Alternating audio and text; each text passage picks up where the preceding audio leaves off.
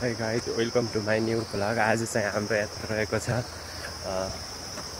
डिग्रे साईकुमारी मन्दिर, रुकुमको एकमात्र धार्मिक स्थल। त्यहाँ चाहिँ जाँदैछु, हेर्दै गर्नुहोस् कस्तो हुन्छ। पुरै यो लेक काटेर माथि गयो भने डिग्रे साईकुमारी मन्दिर भेटिन्छ। अहिले चाहिँ म डिग्रे साईकुमारी जानलाई उकालो चढिरहेको छु मुसिकोट खलङ्गादेखि। अहिले एक्लै छु, माथि चाहिँ दाइ भाउजू हुनुहुन्छ, दाइ भाउजूसँग भेटेर अनि पूजापाठ गरेर आउने हो। दामी भ्यू आयो यहाँदेखि। म चाहिँ डिग्रे साईकुमारी मन्दिर जान लागेको बाटोमा यस्तो दामी भ्यू देख्यो। यो तल देखिने चाहिँ शेरी गाउँ हो, यता चाहिँ अब मुसिकोट खलङ्गा, यता सदरमुकाम। यो पारी देखिने यहाँनिरको बजार चाहिँ मुसिकोटको जिप्परका जिल्ला प्रशासन कार्यालय। योदेखि पश्चिमतिर चाहिँ हाम्रो घर हो। सानी भेरी पर्छ, तल नदी देखिएको छ, त्यो चाहिँ यो चाहिँ नदी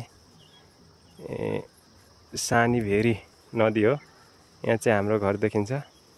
हाम्रो घर अलिकति जुम हुनलाई यहाँबाट यति जुम हुन सकेन, तर मैले चाहिँ देखेँ। हेर्नु ल सर, यो पारी डाँडा काँडा। अब हाइटमा जाँदैछ अलि म माथि। अहिले चाहिँ एक्लै छु, मजाले इन्जोय भइरहेको छ। यस्तो दामी आएको छ, आहा एकदम ट्रेकिङ जस्तो बाटो पनि भेट्यो यहाँ डिग्रे मन्दिर जानलाई। हल्का सर्ट ट्रेक बनाएको रहेछ, बाटो एकदम शीतल भयो अहिले चाहिँ। आहा तपाईँ मन्दिर पुग्न कति टाइम लाग्छ?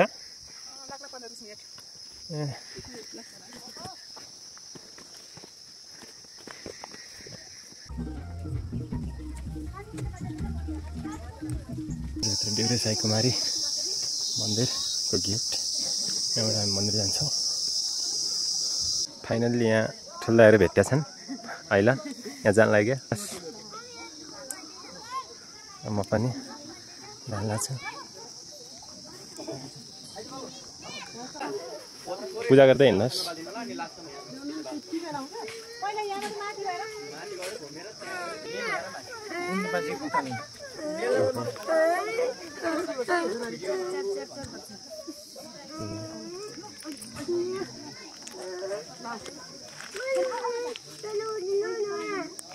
यहाँ दाइ भाउजूले पूजा गर्दैछन् पुरै ठुलै।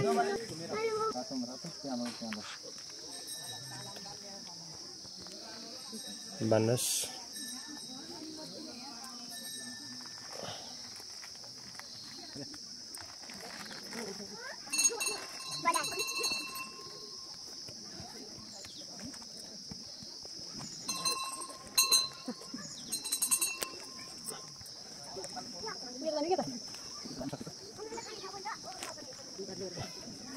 के भगवान नाम चाहिँ थाहा छैन, पूजा गर्दा छु।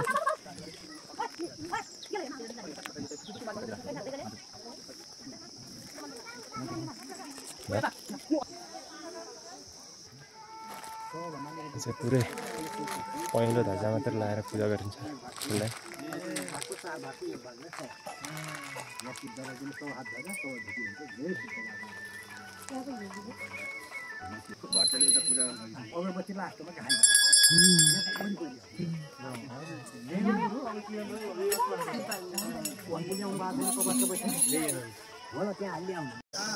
यो चाहिँ यहाँ रुकुमको डिग्रे साईकुमारी मन्दिर। भाउजूहरू फोटो खिचिरहनु भएको छ एकदम।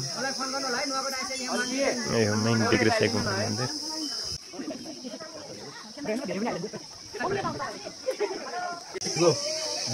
कस्तो लागिरहेछ भाउजू?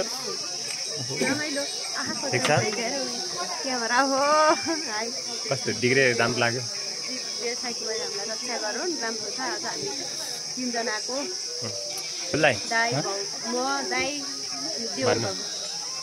हामी चाहिँ डिग्रे साईकुमारी मन्दिरको दर्शन गरेर हामी चाहिँ यहाँ वेट गरिरहेको छौँ हाम्रो एकजना फुपूलाई। अब भिडियो कहाँ आउँछ हेर्नु होला, लाइक सब्सक्राइब गर्नु होला च्यानललाई। धन्यवाद। सेयर गर्न पनि नबिर्सनु होला है। धन्यवाद। बाई।